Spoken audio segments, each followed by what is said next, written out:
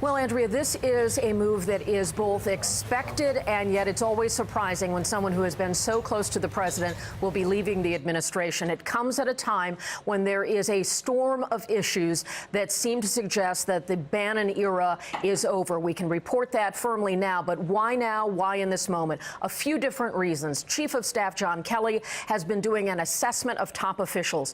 One of the things that senior administration officials have indicated is that Kelly wanted to be certain that everyone was rowing in the same direction, staying within their lanes, following the new structure that has been set up inside the White House. There are many observers who would say that Steve Bannon simply did not do that.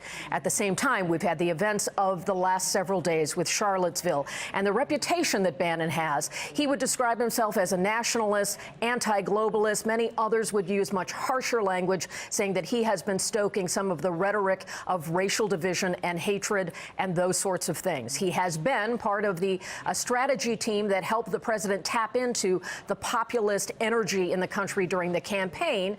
And while he has had ups and downs inside the White House, we're at a point of critical mass. New leadership with a new chief of staff, external events that certainly point to Bannon as an unhelpful voice inside the White House, and at a time when the president, who has done himself harm by not being clear about his own views with respect to where the country needs to be on matters of race, and his inability to sort of take that moment and make it a moment of moral leadership, to have Bannon remaining in the strategy wing of the West Wing, a problematic thing. We've also had Republicans saying the Bannon era needed to end and it was time for the president to take action.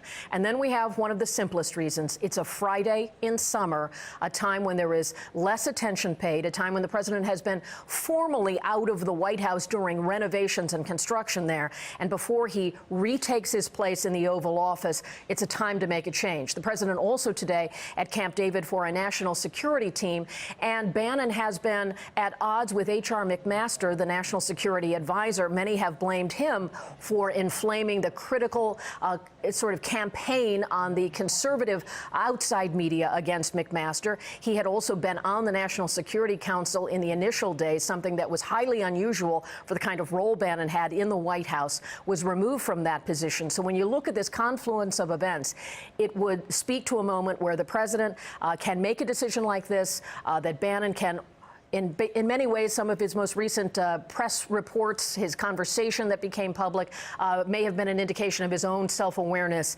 that the end of the run was here. Talking about China, talking about outside interests. So the Steve Bannon era is over at the White House as the president will sort of go back and regroup with new leadership team inside the West Wing. Andrea?